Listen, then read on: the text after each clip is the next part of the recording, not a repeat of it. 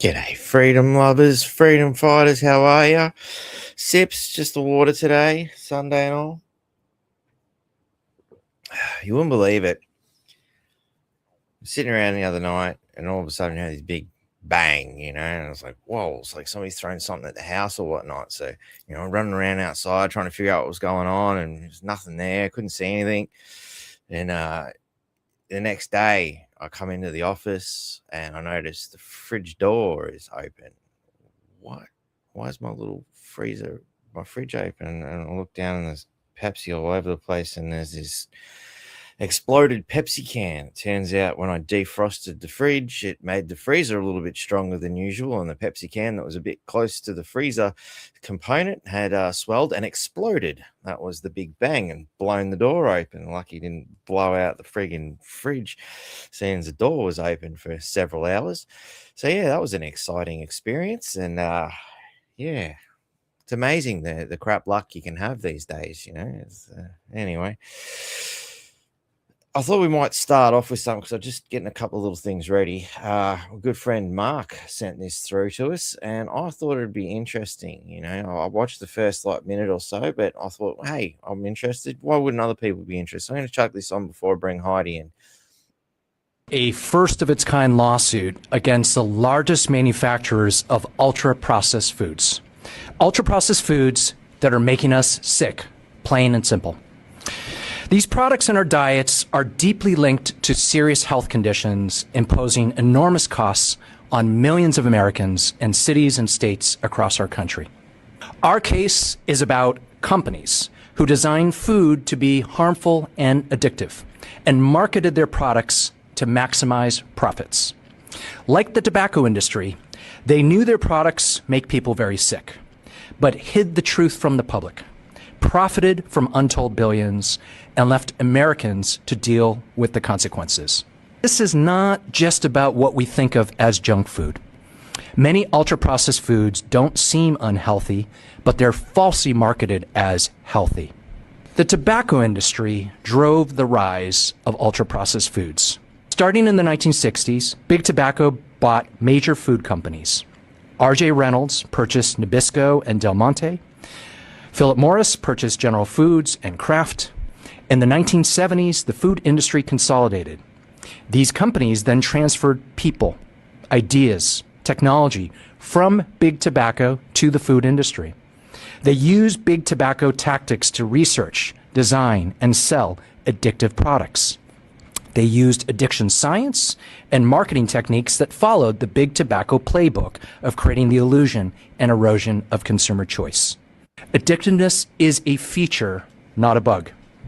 On the marketing front, they bombarded kids with product messages and advertising with cartoon mascots, from Tony the Tiger and Fred Flintstone to Paw Patrol.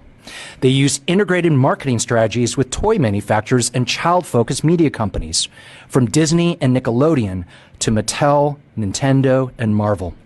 The most damning aspect of all this is, like the tobacco and opioid industries, the ultra-processed food industry had actual knowledge that their products caused harm. In 1999, as is laid out in our complaint, Pillsbury Kraft executives warned industry leaders that these ultra-processed foods had gone too far. They predicted devastating public health consequences, health conditions that would cost our country $100 billion a year. Those warnings were ignored. The companies we are suing today include Kraft Heinz, Mondelez, Post Holdings, Coca-Cola, Pepsi, General Mills, Nestle USA, Kellogg, Mars Incorporated, and ConAgra brands. We are seeking to hold these companies accountable for their unfair and deceptive practices. This lawsuit should be the beginning of how we ensure accountability.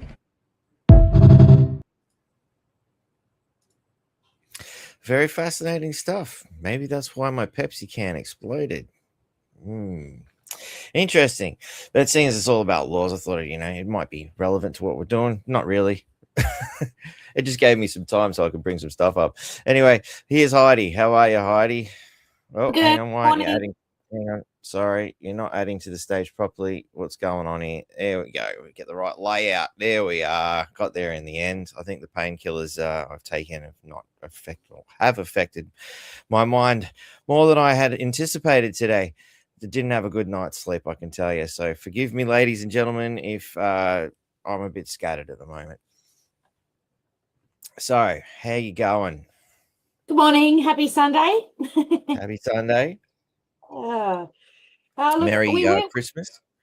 Yeah, well, not yet. Yep, but we weren't going to give Robert Sudi any more time from our council's legal, but something has come about this week, and I really think everyone should know about it just to keep things transparent.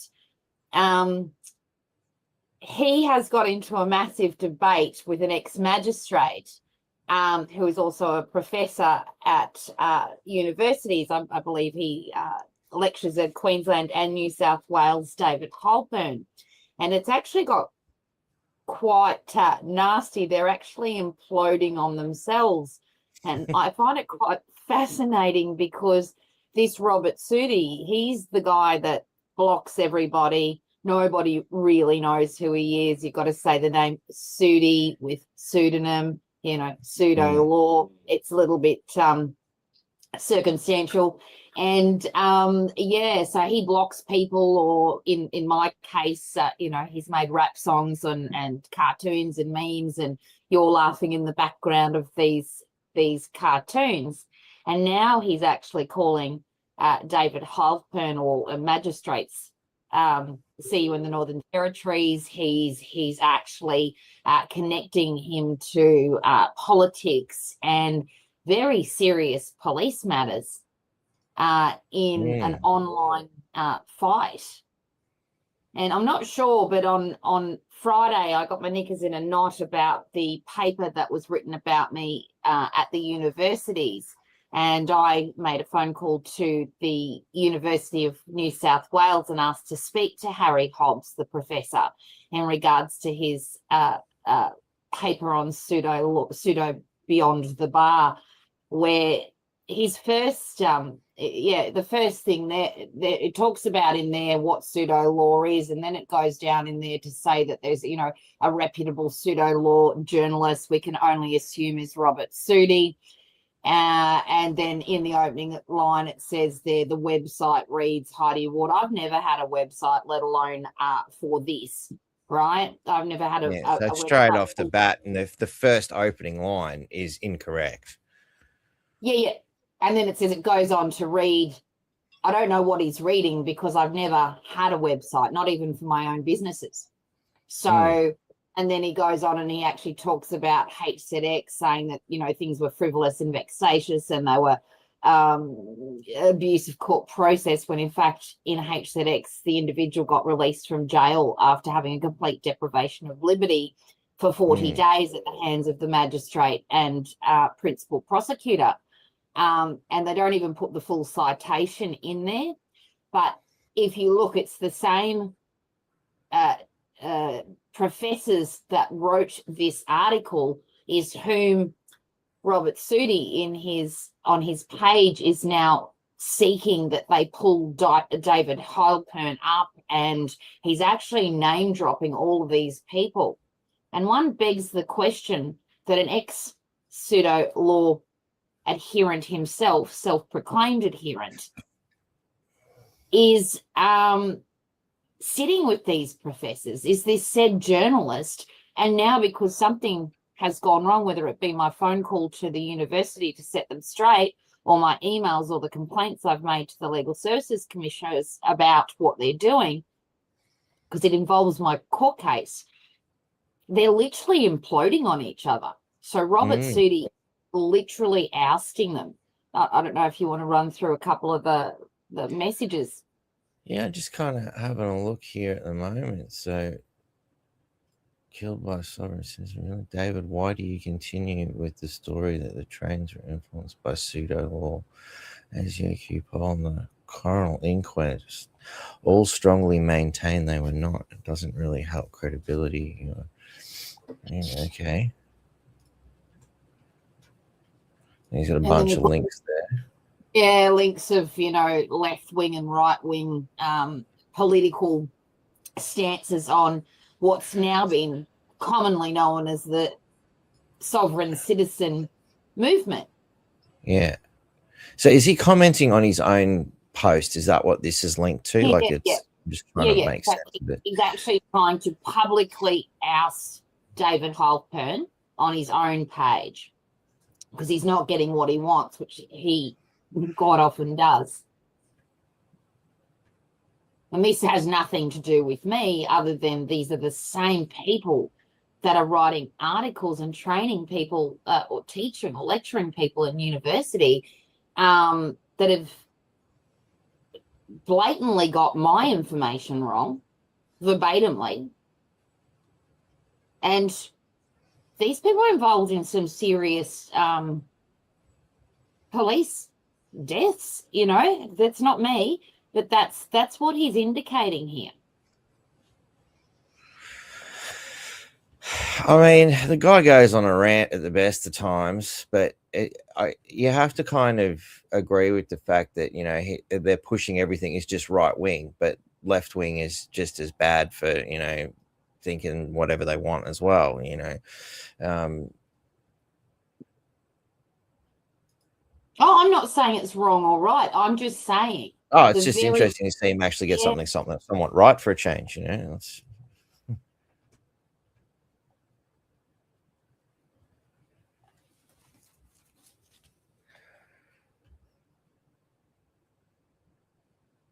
The so-called sovereign citizens again. That's probably the proper way to go. It's almost as if he's starting to sort of wake up to his own bullshit in a sense too, because he seems to be a big part of this nonsensical term in a lot of cases as well. But is there a revelation going on inside this warped individual's mind, or is it just backtracking because the article itself is, you know, I know a lot of the information that would have been given to these professors, deans of the university was given by him, because I know the conversations I've had before this article was written with him. So it is quite bizarre, because that's why I'm saying it's imploding. In one breath, he's having a go at me for being like some risk to society, you know, mad, bad, and dangerous as they're, you know, heading in the Sunday Mail, which is, it couldn't be further from the truth. Yeah, exactly. That's defamation at the best, you know, because all you've done is defend yourself and others. That's right. So I've had 17 matters brought against me by the state at this stage, whether it be that I won the fastest ever not guilty verdict without a committal hearing, mind you, and the others, or they've been dropped last minute. I've only got 4 to go, and that's 17 out of 17. So I've been successful in 13 of the 17 matters, and making the Queensland precedent, HZX versus QPS. That's hardly pseudo law, right? Yeah. You know what I mean? And definitely. And I tell you, I'd rather be sitting on the beach than having to fight for my life against what has been to date wrong. And I've got 3 matters set down in January in the Supreme Court in Brisbane to try and overturn those. And then we just got the Legal Service Commissioner, which is related to this ongoing badgering by these people, including Rob. Yeah, I find it's interesting. He's got the block Robert Sudi and run away, but that's what he does. That's what I mean. It's what we were talking about. You know, do what I say, not what I do. Yeah. But what I'm saying is he's seeming to comment on some very, very serious things, and to be able to actually address these professors publicly and say, hey, what are you doing about Halpern? And then in one part, he says, if you don't answer me or you block me, it's not going to go very well for you. So he's actually making threats down as well. And this is a threat to an ex-magistrate. Be interested to see how that pans out.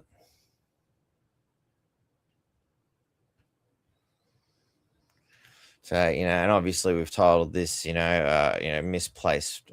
What was it? Misplaced Faith? Is that what that's what I called it? Wasn't it? Yeah. You know, and it comes up here. Oh, David Helpman isn't the caliber of man I thought he was. You know, it's like he's broken up with a girlfriend or something. You know, like. But like to be talking about the trains and the publicity that was all about that, and then to be ousting him, and then saying that a professor that's been ousting or doing four corner shows on television, he's actually accusing him of exhibiting the exact same behavior, which is just bizarre. Yeah. Exact behavior that pseudo-law adherents engage in, spreading provable myths to further political objectives. And I'm calling bullshit on what it is. I've always done, maintaining a repetition of the sovereign citizen nomi culture. The left can effectively wash their hands. So he's showing that he's political as well. Yeah. And I don't know if you've sent it in this one, but I did see on Facebook there was pictures. Hang on, just let me have a quick squeeze. Of, I think it was that David Hepburn fella. Yeah. At leftist rallies. Is that dude? No, I googled that. Yeah. So if you go onto his Facebook, I've got it here. Hang on, I'll just bring that up so people can see who we're talking to, who's being mentioned here. Yeah. Share screen.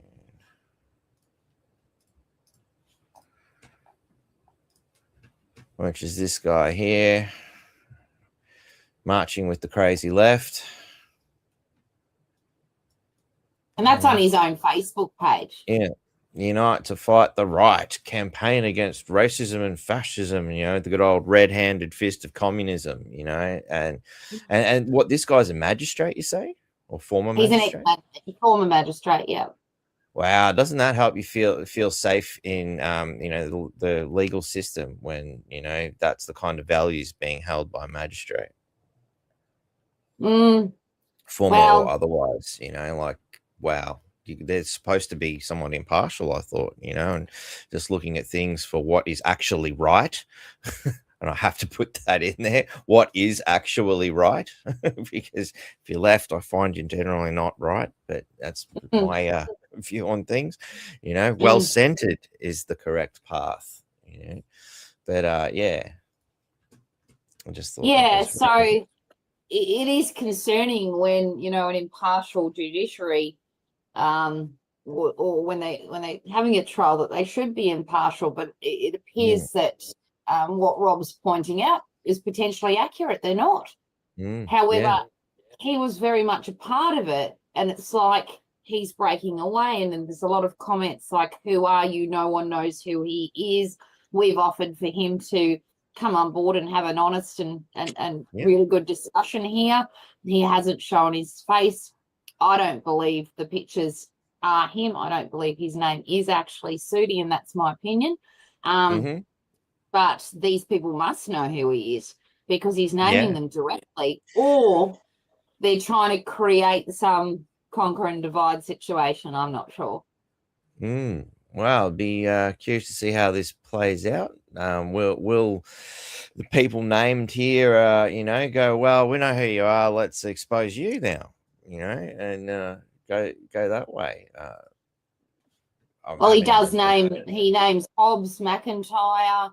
He names. Yeah, I know Robert has, but will those people then go, wow, Robert, here's his real name. Here's what he really looks like, blah, blah, blah, blah, blah, and so he's invited as a journalist to the non-pseudo university discussion, and have a look in there. I'm no fan of the government. Yeah. Yeah, establishment has to accept I have no interest in joining their gang or cult. See, these are the kind of things that he seems to be against. Like, it's almost like the guy's and I'm pseudo conflict with his own mind. Openly saying I don't like the government. Freemasons, like Yep. Wow. It reads just like your standard conspiracy theorist sort of thing, like. So I've always stood alone, like I said, when I was in jail 35 years ago listening to blokes plan their next rot. I wouldn't do crime with any of you stupid bastards. Mm. He's That's actually almost, calling them criminals. yeah. Big allegations. And I just thought it needed to be on public record that this is going on behind the scenes. It has nothing to do with me. Rob instigated himself by starting to write about me, and when I first saw it, I knew nothing about him, nothing to do with it. Yeah. I think Rod Cullerton's his biggest target at the moment, and and while we're at it, we wish Rod Cullerton and Valerie good luck tomorrow in their court case. Yeah. For sure, that'd be. And they're in I guess we'll be hearing from Jackie and that soon enough about how that's all going too. But see, there it says both respondent up or down the bottom, but summary judgment is allowed, and a judgment was given with favour against Rob Cullerton. He makes out if somebody that doesn't sit in the box, they're sovereign citizens because they're questioning things. And he makes this, like in one of my cases which is in that article, that I've had matters stayed before. Ooh, things get stayed every day. Only one party wins. So every time you go to court, one wins, one loses.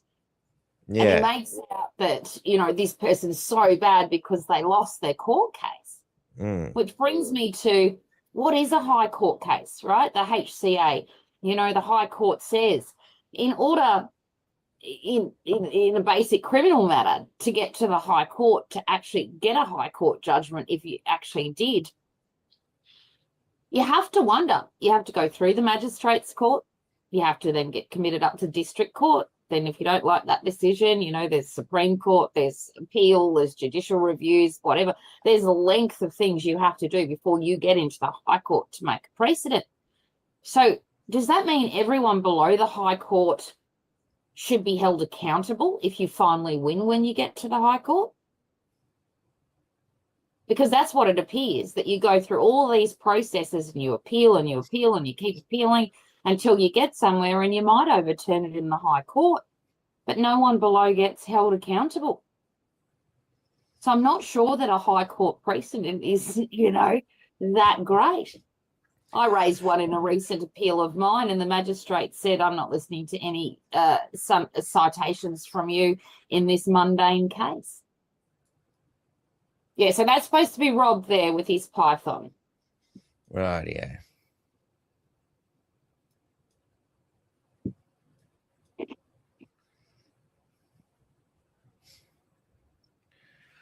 He seems to get more people hanging shit on him than anything. Well, that's the thing. Like, he doesn't seem to be getting many friends.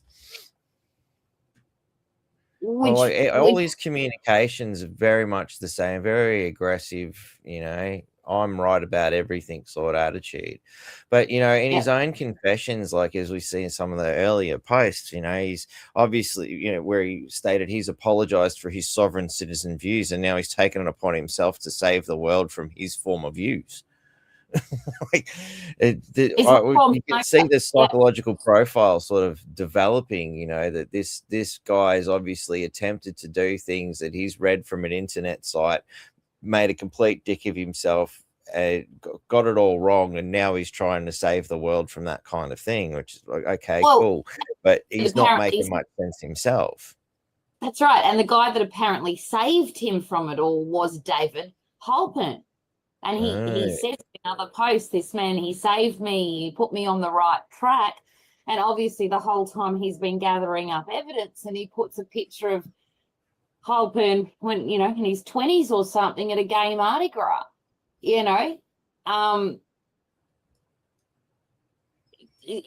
that's revengeful. That's whether it is or it isn't, what someone's idea was when they were 20 versus what it is now could vary very differently. But he is really out to get him. And then people are trying to say that he's not the same person. Yeah.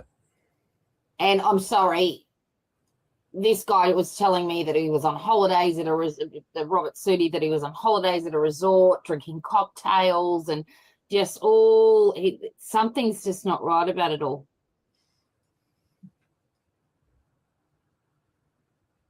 And I think we really need to get, so Harry Hobbs did a ABC article talking about sovereign citizens, and he actually talks about anti-Semitism, and he talks about, it came from the United States, and it's this, they're so focused on what it is rather than what it's not, and potentially why the rise since COVID is, which is what Harry Hobbs speaks about in this ABC program, that people have lost trust and they're looking at different alternatives for whatever reason, and they're not actually trying to tackle the problem in a constructive way. The only way they're doing it is with force. Obviously, tackling the problem would, put them in a position where they would no longer have a lot of the power. They would no longer be able to, or they might even have to expose themselves in a lot of ways. It's obvious that these things are linked, Well, it's got to the point they're saying sovereign citizens can't have guns now. They can't have licenses. Yeah. There's all these things coming in with the Australian Federal Police and things like that, saying that these people, because they might have an opinion or a view, when it might be commenting on a Facebook post that resonates with them or what have you. Like when I was raided, I said, "You think I'm a sovereign citizen? I register my car, I have a license, I've got a mortgage. Yep, I got a bank account. I got all of those things." So what? And the inspector or investigator, whatever he was, turned around and said, "No, I don't believe that you're a sovereign citizen." And the senior sergeant from the Whitsunday station has actually put intel in, and he doesn't believe I am either. Yeah. Yet, I'm in all these articles. I'm the introduction to pseudo beyond the bar. Well, that's the thing, I don't know anybody that does go around calling themselves a sovereign citizen. It's just a terminology more seems to be invented by the system that doesn't want to address the truth of the matter that, people have had a gutful, and they are exploring any options, especially when you have, like yourself, you don't have the money to defend yourself from these ridiculous claims. Looks like you're frozen there too, Heidi. Are you still with us? Yeah, something's happened. Can you hear me? Yeah, I can hear you, but it's your video's frozen, so I'm not sure what's happened there. But yeah, like at the end of the day, if government and law want to solve this particular issue, how's about a system that people actually can believe in? Yep, get your technician in. I'm sure he can help you. But yeah, that at the end of the day, they're not addressing the real issues. They're not dealing with the real problems. The problem is people have lost complete faith in the system, and why would anyone have faith in this system? Where is the component for us to have that faith when we're all just getting milked blindly? We can see corruption all around us. It's blatantly obvious to anybody who takes a little bit of time to just look at what's going on in the world today, that everything is corrupt. I mean, straight Ice Cube even wrote the song, "Everything's corrupt."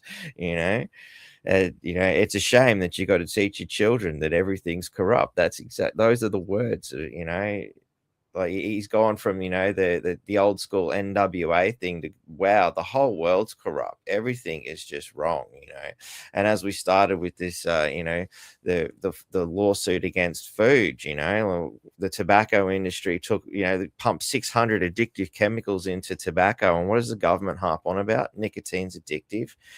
Don't worry about the other 600 chemicals. You can't help but think, you guys must be all on board on this sort of stuff, and what's the government solution? Let's tax it to the point where we create a criminal cartel. It's infuriating. I just don't understand how they think they're actually helping the current system. How you going there? Frozen. Maybe did you want Oh, to it doesn't quickly log bother me out? anyway. Oh, there we go. Yeah. You're back. We're back onto the other camera by the look of things. There we are. Problem Okay. solved. Thanks heaps, mate. Yeah, so sorry about that. And luckily Mick All was good. here, otherwise I wouldn't have been able to fix it because I'm so computer dumb. So yeah, and We this can't is all be good at everything. That's the thing, you know. I've had to learn that over the years and accept that there's a limited amount of time on this planet, and I can't be an expert on everything. it'd certainly be handy to learn a little bit more. But yeah, so I think what you're talking about corruption, well, that was happening. You know, we're looking at the MPs and their expenditure and Yeah. that come about, and you know, you turn around and you can get angry. But I actually think it's great because it's exposed the whole bloody lot of them. You know Yeah, it's what I good mean? to see that they're getting exposed, but at the end of the day, one of the big problems is we've been seeing this exposure from politicians and, you know, councillors and stuff for years now, and nothing ever seems to happen. The only ones they remove are the ones they've deemed they don't want, like our mayor here, Troy Thompson, who was, you know, actually looking at representing people and giving people a voice again.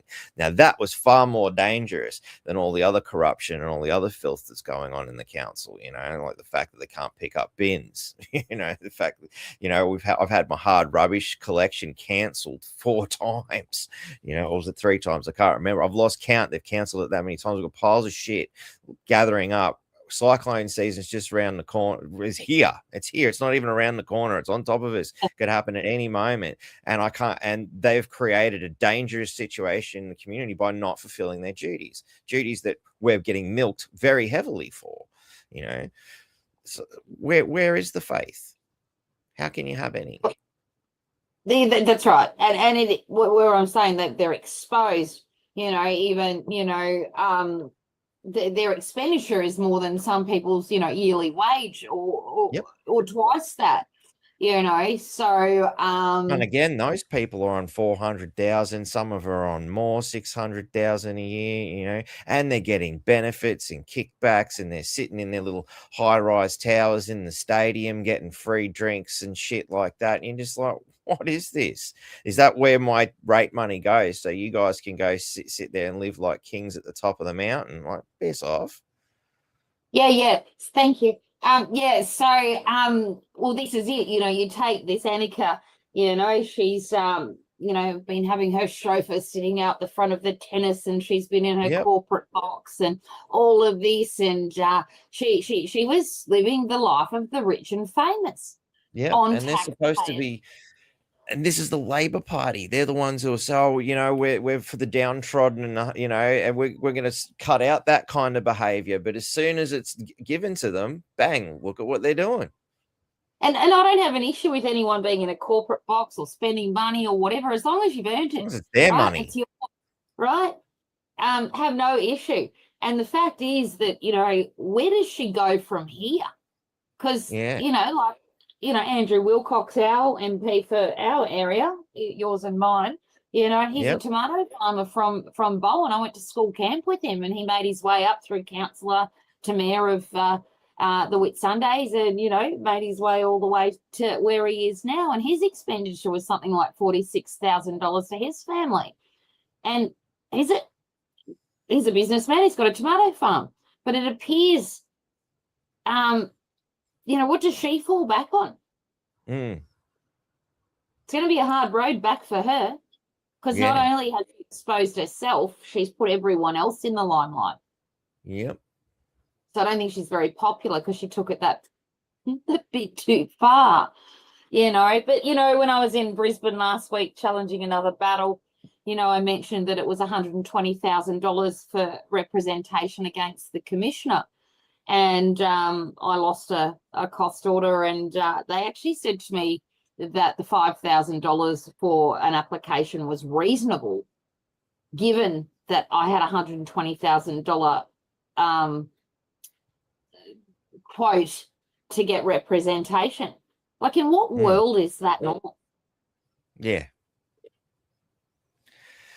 It's beyond a joke. And again, this brings us back to the system of the courts and the legal system. How can justice cost so much money? And how does it feel just when, it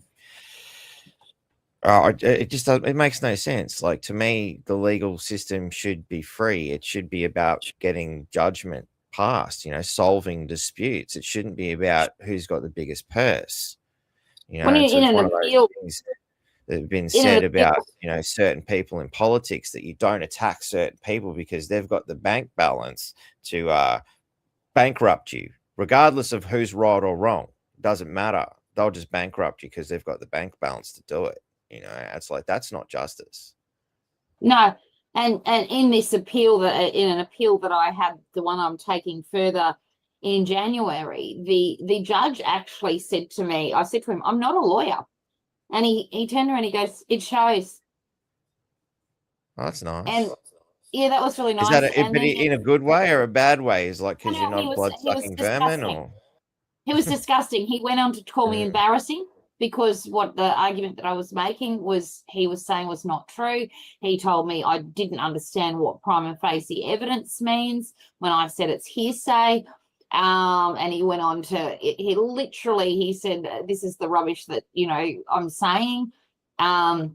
He was downright, he told me I didn't understand what DV was, even though I have a revised transcript.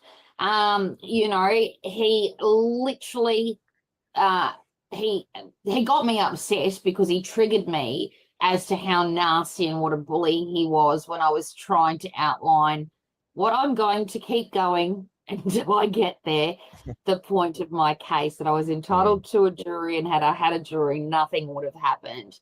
So, and I'm not giving up on it, because I know what the truth is, but it was just the way I was treated. And I'd be happy to have a lawyer. I just can't afford it. Yeah. And I don't fit into the legal aid bracket to get a free lawyer. Yeah, and so they're no good anyway. So you wouldn't get a lawyer against the commissioner anyway. I raised that, and I just said, you can't have a fair trial, because there's no equity. There's no fair trial. Section 31 of the human rights. It's got to be. And he said, where do I have the power to issue you, a state legal team? And there is none. So that's a bit unfair, isn't it? You've got the Legal Service Commissioner, who regulates 16,000 lawyers, solicitors and barristers, can go up against me, and I can't have a fair trial. Yeah. So I can't afford it. There's no fair trial. Yeah. Says it all, doesn't it? Well, if they do win, they've only won because, as far as I'm concerned, because I didn't get a fair trial. Yeah. But we'll see how that pans out. And again, it's one of those things, I've had some barristers and lawyers explain to me too that when you're going up against the police, and even if they know they're wrong, they just keep pushing anyway, because they're not paying for it. The public is. Yeah. So they'll waste the public purse just to pursue it to the bitter end, and for what? To waste our money. They know they've got a weak case. One of the more recent ones, I did jury duty. Obviously can't talk about the ins and outs of the case, but that was an absolute disgrace what the police prosecution put forth, and it was thrown out. I'm like, wow. This is what the police are bringing forth as evidence, and wasting the public purse. And old mate would have got paid out, legal fees sorted and all that as well. It's, again, where's the justice in this? What a waste of time. And we have to pay for it too. I'd love to see the cost to the public, for how many cases that have wasted the public purse of police pursuing ridiculous concepts, much like what they've done to you. I'd hate to see what they've had against me. I'd say it's in the millions to fight. I've had 8 cases drop the morning of trial with no evidence to give.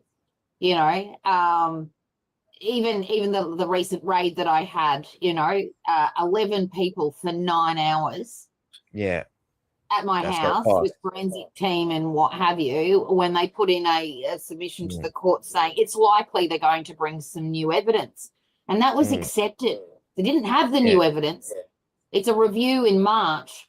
But under section, I'm just going to say this out loud, under section 446, as I understand, I'm not a lawyer, I can read, under the Legal Professions Act 2007, it says when you investigate somebody, after you investigate them, that you either prosecute them, you hand them over to the police to be prosecuted, you hand them to the Law Society if you're not a lawyer, if you are a lawyer, I should say, or you drop the case.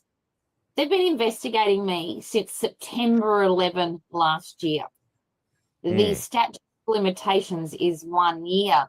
So unless I'm wrong, when we get to court, they can't prove that it says that I acted unlawfully as a legal operator. Well, you're going to have to prosecute me to prove that, aren't you? From what I can see, the time's out.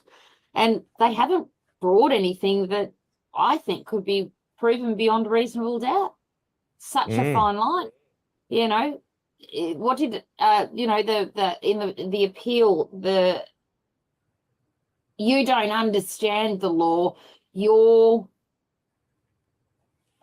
I think he said legally inept or something like that in the thing.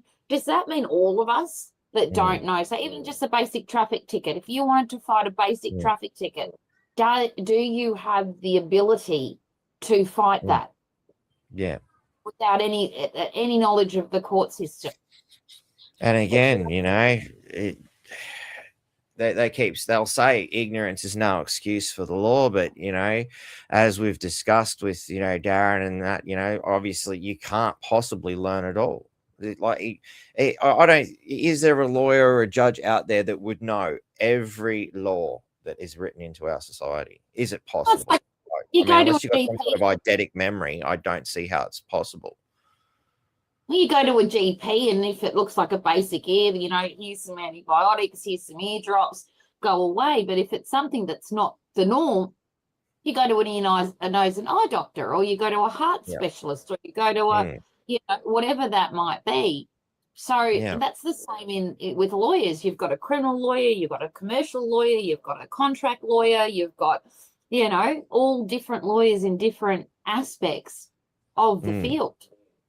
Yeah, definitely. I like what this said here. You know, how can you know legal issues when they change constantly and use a language with different definitions than everyday English? Again, you know, you got to have the special law dictionary, so you need the manual in order to understand what it is they're saying. And he also stated that this is a global issue, and that seems to be quite true.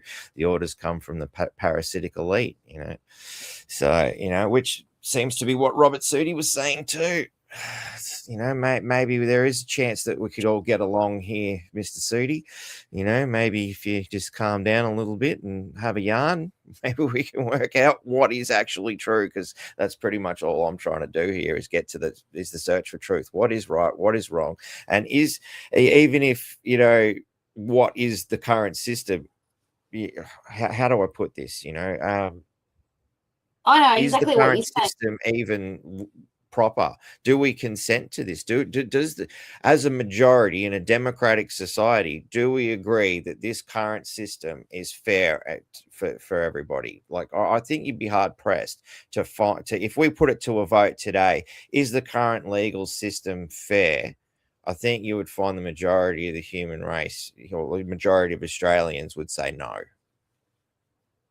And that's it. You know, it's not like you're doing brain surgery on somebody. If somebody, you know, looks up the legislation and they reads the legislation, and you have a judge say to you, well, you say, I'm not a lawyer. Oh, well, it shows. Are they writing it so you don't understand it?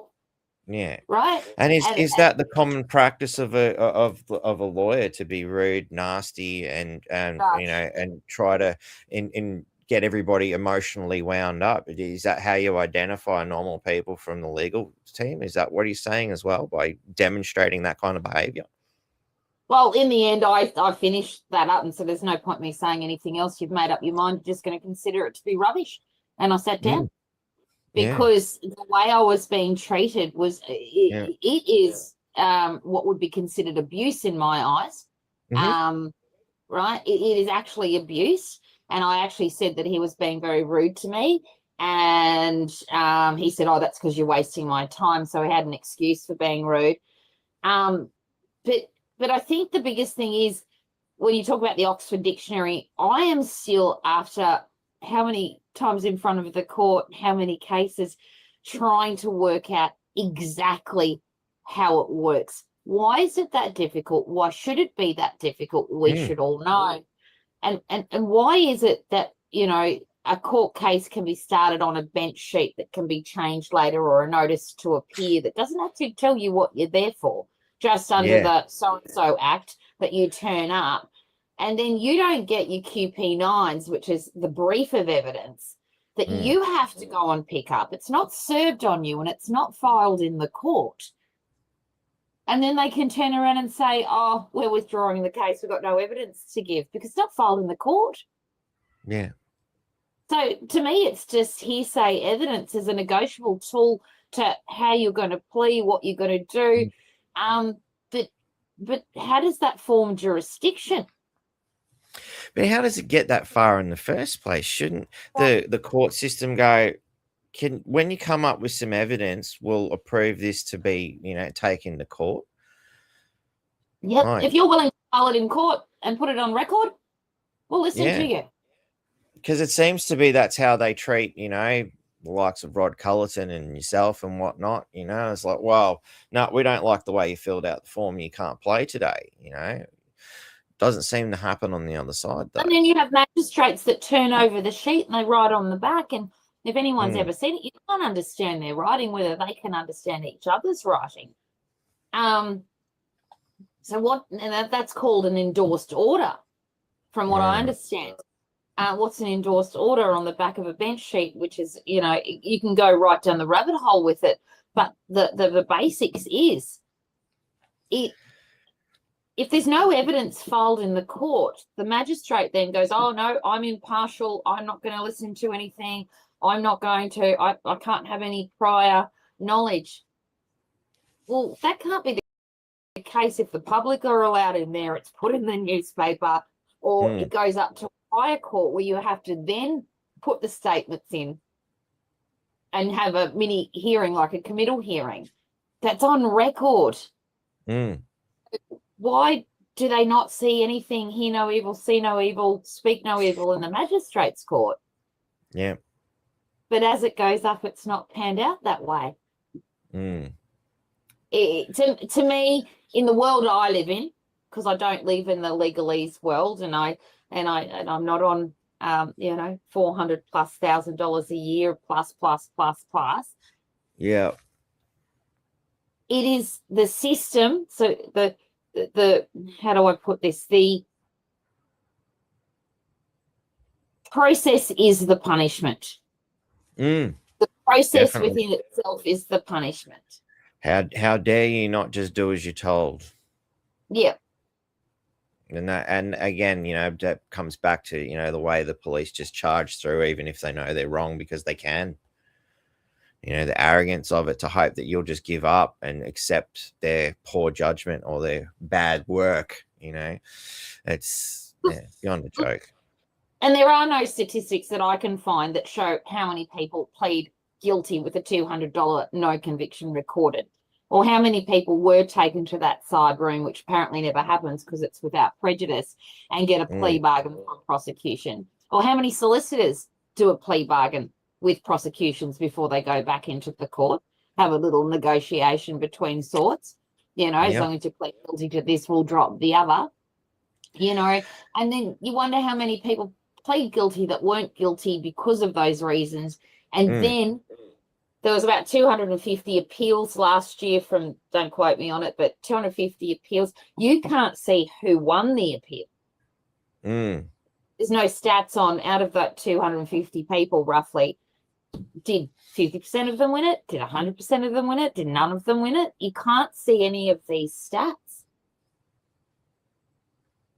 I've never even thought to look for statistics on that. There was 26,000 complaints made about public officials, I think between 2023 and 2024.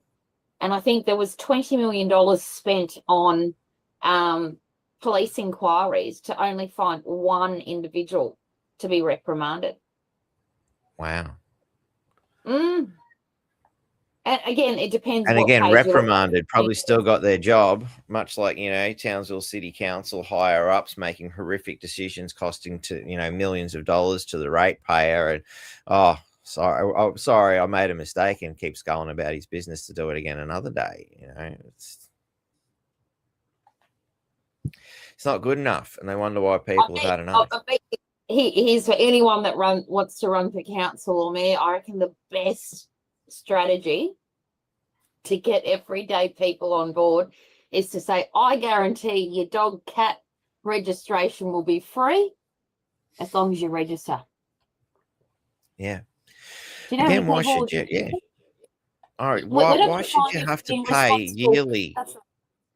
Like the idea of register, as I remember looking it up with Darren friggin' 10 or 15 years ago.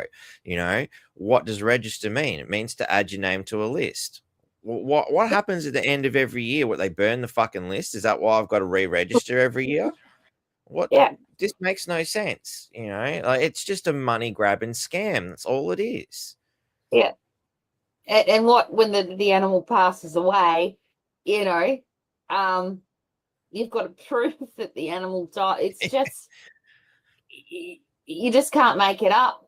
Oh, look, if ever I don't have, pets, that need registering, thankfully they don't ask for goldfish registration, because I'd be lobbing up with a dead animal on the desk going, there you go. You can stop torturing me now. While you're at it, you can bury the bloody thing since you made me drag it in here. Yeah. And most people are responsible. You'll get the odd dog that's at home, that's a stray, or you'll get a cat or what have you, but it's not a new story. It's always been the same. And yeah, anyway, it's the same thing. It's just more overgoverning. Yeah. And when you question it, it's overgoverned.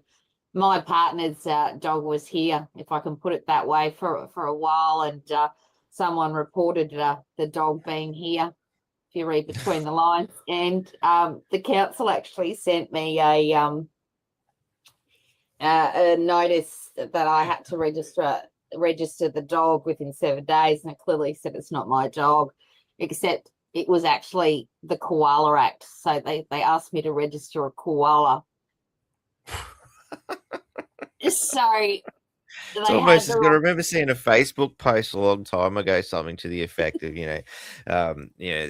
somebody had, pets on their property, and it's going, well, they're actually beavers on the, making a dam on the river. If you want, I don't believe they have an address, but you're welcome to go down and talk to them if you like.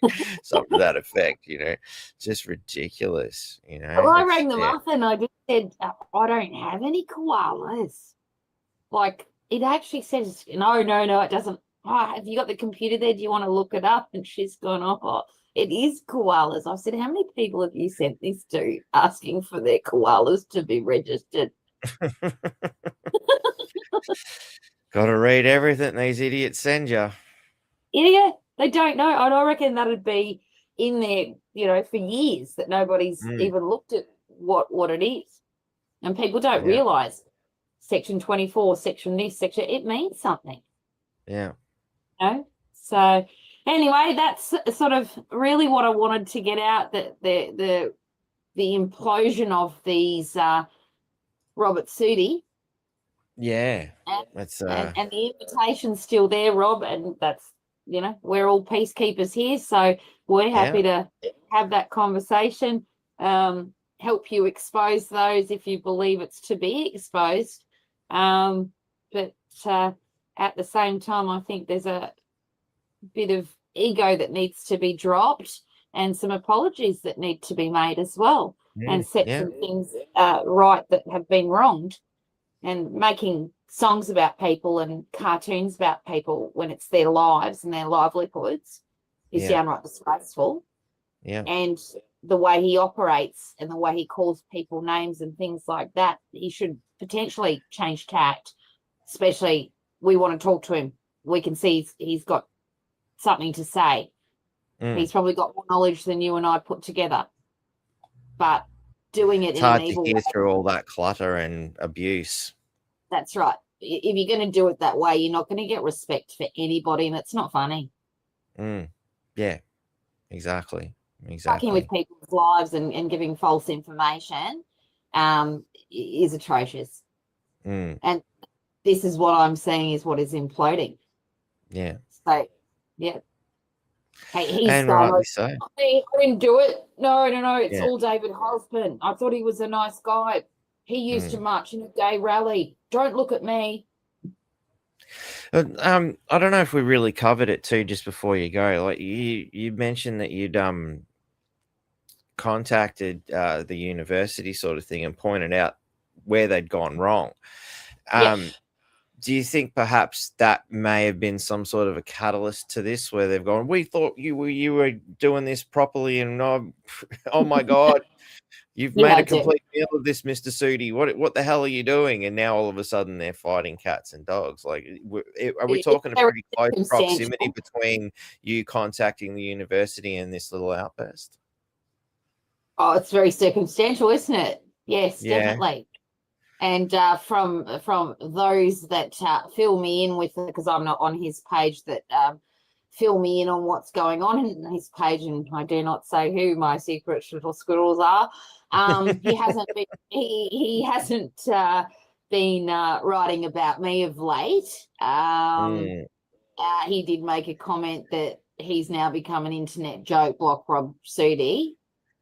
So well, he's making himself a bit of a joke, judging by the comments that he's getting from, people on his own page. He's just, you can't go around being a little troll like that, and just attacking everything and everyone and expect people are going to go along with it, Have respect for you, that's right. And especially, when you're now talking about some serious stuff like murder cases and things like that. And political agendas and things like that, where the AFP came in recently, just as the news, what I saw, talking about people with ideology. Now, he's just posted publicly about the government and about them being a cult and all the rest of it. So how does he not fit into the sovereign citizen? Yeah. A lot of the things he was saying there is very similar to, what he seems to be attacking. That's one of the things I've found confusing about looking at the guy from the word go. He's riddled with contradiction. It's, I think he needs to sit down and have a good meditation center and find out who he is himself. Yeah. Well, he apparently is on some nature reserve, blah, blah, blah. One of the ones I've got up here maybe is a little less aggravated then, eh? Maybe spends too much time trolling negative things on Facebook. I find getting away from that is, a good therapy from time to time too. Yeah, one of the ones that he posted was just as expected. He deleted my comment from his post talking about David Halpin. Yeah. And blocked me from commenting. He's delusional and a fucking coward. Yeah, he actually said this is the man that set him straight and put him on his right path. And first time I've actually seen that he went to jail, because I thought it was a traffic offence. He must have been a really bad in court if he went to jail over a traffic offence. Yeah. Because he said he had a young family, they were homeless, sitting by a river. That's another concoction of a story. And all of a sudden now he's sitting with professors going to scholars' nights at the university, and he's an international famous star. But can make another rap song out of that, Rob. Rob the rap. Like, we can only laugh because if you don't laugh, it becomes very emotional. For me, really upsetting. You don't want to take really. You don't want to take I it on board. Into a joke because it's the only way I cope with it. Yeah. But it's disgusting. Actually putting someone like they're in a psych ward and memes coming out of there, I hope he turns up to Are You OK Day, It's just disgraceful. Probably should zip it No, now. all good. Well, we've done our hour. My head's swimming a bit today, so I didn't, like I said, didn't sleep very well, and just been eating painkillers. Pains in my feet just been driving me nuts the last day or so. So just can't seem to get comfortable shout out anyway. to anyone that knows anything about backs or massages or whatever. This man puts on a very brave face, but very, very unwell at times, aren't you? Yeah. Sometimes it's a bit hard. And other days it's like, well, okay, maybe it's all good, and then the next day it comes back again. And it's like, fucking hell, it's just never ending. But look, thanks for that. Look, always willing to hear another suggestion and try another thing, but I kind of feel like I'm running out of options at this point as to where to go and what to do. But look, I'll leave that for another day. I think at the end of the day, I'm a bit too clouded today to really think clearly. But look, thanks heaps for coming on, an hour Heidi. on a Sunday. Good effort for both of us. So again, Rob, you are more than welcome to come on board. You know exactly where to find us. You've got my email address. You can find Mark readily. There it is. I will say, for me, I am not involved in this post. I'm just sharing what is publicly available from a guy who has publicly humiliated me, and these are his words, not my words. And we need to keep it on record, because these are serious allegations, and certain people, like Jackie's been involved, Rod's been involved, Darren, he's had a go at all of us publicly, and you have to stand up to bullies. Definitely. And I mean, for somebody who's been bragging, that he has all these friends and associates, and now he's turning on them, it looks like he's traveling in a large circle of one these days. So, I don't know. Is it, again, is he just a little bit upset because we all get along and we're friends and, things like that, as opposed to him sitting in his own pissed off little world, it's very sad. Nothing about him, but I don't doubt that he follows what's going on in the world. He's probably just as confused as many of us are.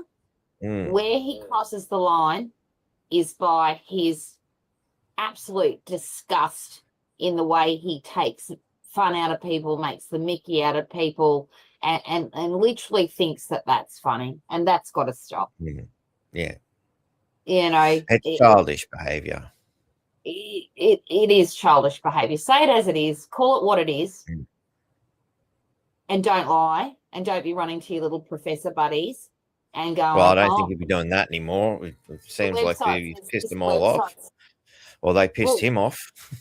Well, either the experts are not experts and didn't even look at the website, because if they did, they'd find there wasn't one. Or Rob's just told them that there was a domain name registered. That's it. Nothing was on there. It wasn't activated. So if your opening line for your introduction for your big scholars night is the website reads, and you didn't actually check whether there was a website, I'm pretty sure I wouldn't want you doing brain surgery as an expert on me. Yeah, pretty embarrassing for everyone involved. That and we've torn through that piece of paper a few times. Like it's pretty garbage as far as research goes, and it's and it's so common these days. I'll just bring it up one more time, just for those who haven't seen the previous podcasts. What I'm exactly referring to here, which is the desire to just,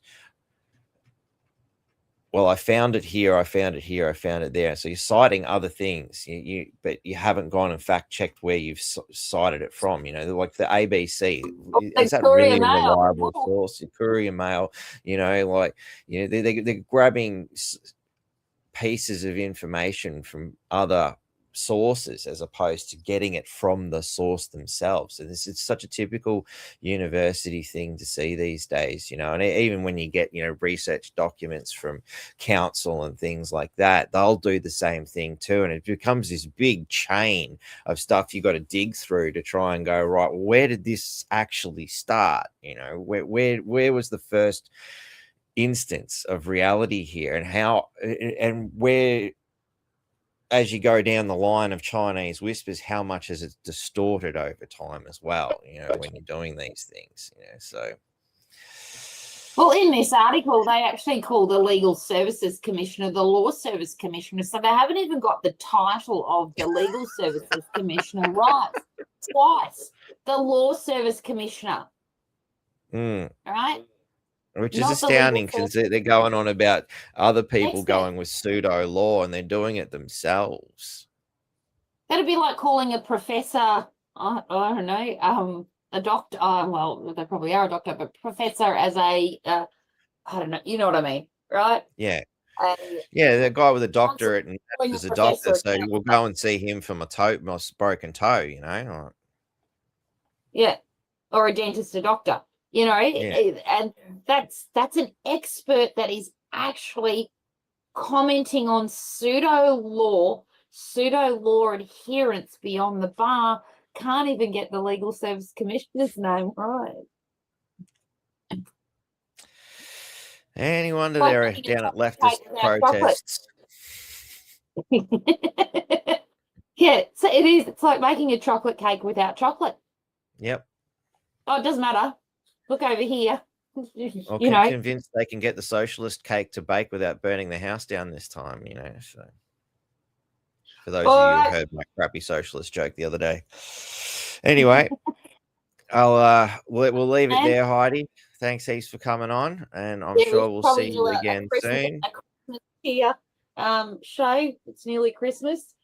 Yeah, we'll see if we can get together a little bit of a Christmas show. We'll call a few people and put on a little bit of a party show, perhaps next week at some stage. It's an idea we're having at the moment, ladies and gentlemen, so don't quote us on it, but we'll see what we can get mustered up. And best of luck to Rod Cullerton and Valerie Pearce, Jackie Dundee and folks that are fighting their battle in court tomorrow. Sorry I couldn't be there, but things changed.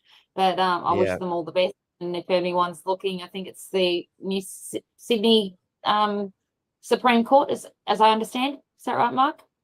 I can't recall off the top of my head, to be honest. I think it's Sydney, there might be more information on constitutionwatch.com if people are interested. Or there's the solemn...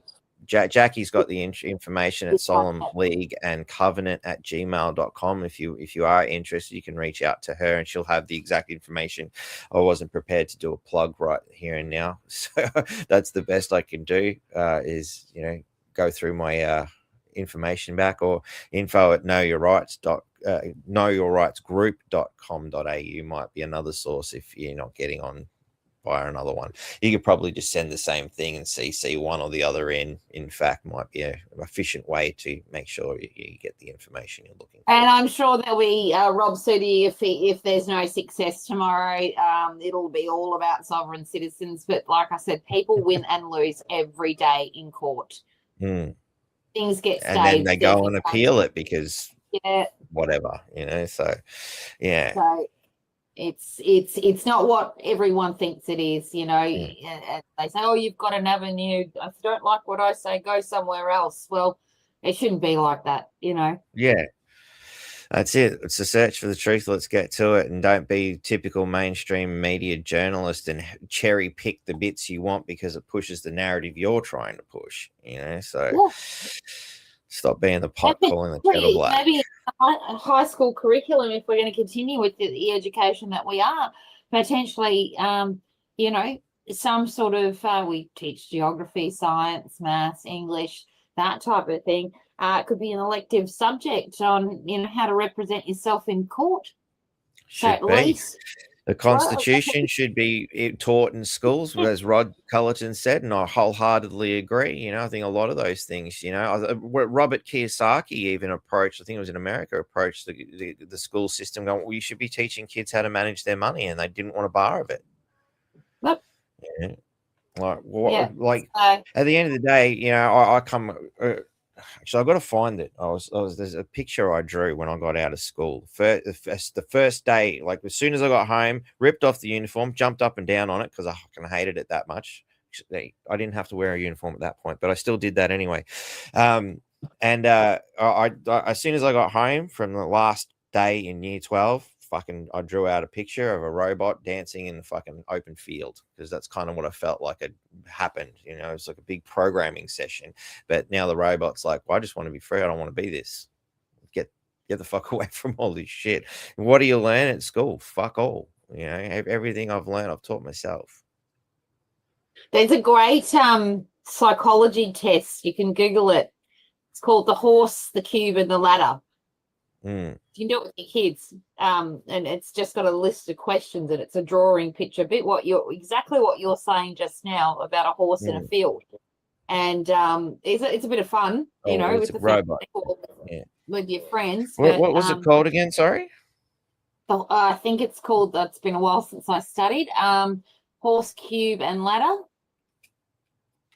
Horse, cube, and ladder. Psychology test. Horse, cube, and yeah, here it is. Horse, cube, ladder. So it's a personality test. The field, the cube, the ladder, the horse, the flower. Allocation, unlocking your subconscious, a guide to the cube personality test. Yeah. Yeah. Yep. It's really cool.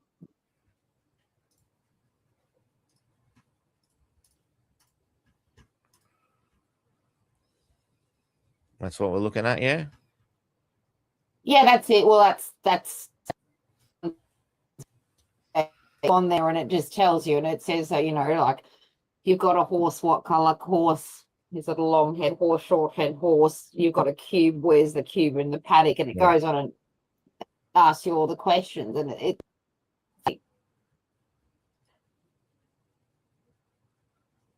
Oh yeah, interesting. Have a look at that one. Yeah. One. All right, Those then. of you who are looking, I'll just punch that into the comments for anybody who's interested.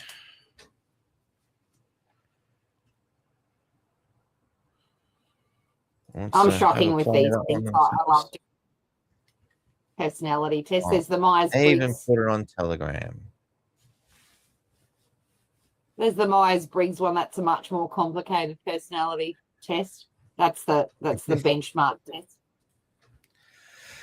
Oh, I find anytime there's some sort of a question, I look at it and go, I feel like you're missing part of the question. Like, you know, I look at things and interpret them in such different ways. It's almost impossible to answer questions. It's like, or do you want me to give you the 2-word school answer, or do you actually want a real answer here? Because you won't like the real answer.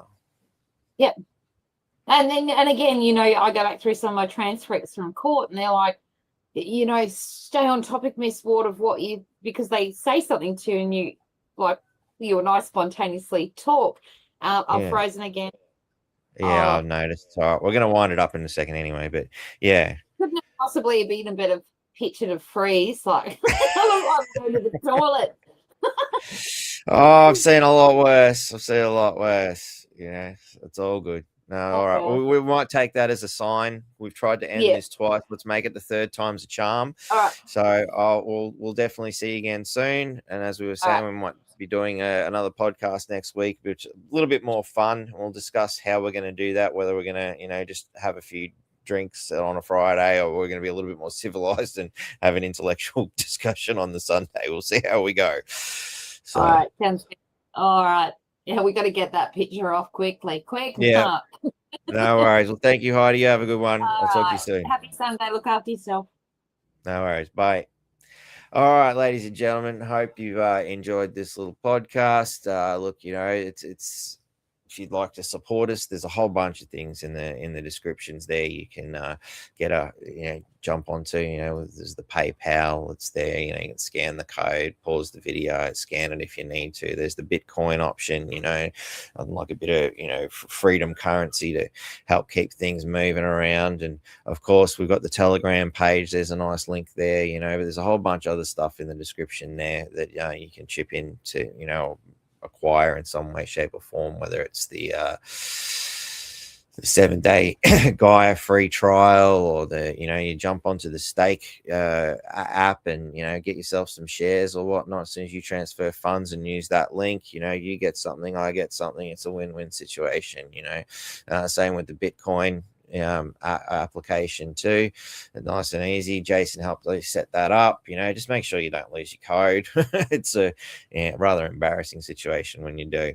So make sure you write all that stuff down. So look, I think we'll leave it at that. And I'll see you next week in some way, shape, or form. Not sure what it looks like yet, but we'll see what it is when we get there. Have a good Sunday.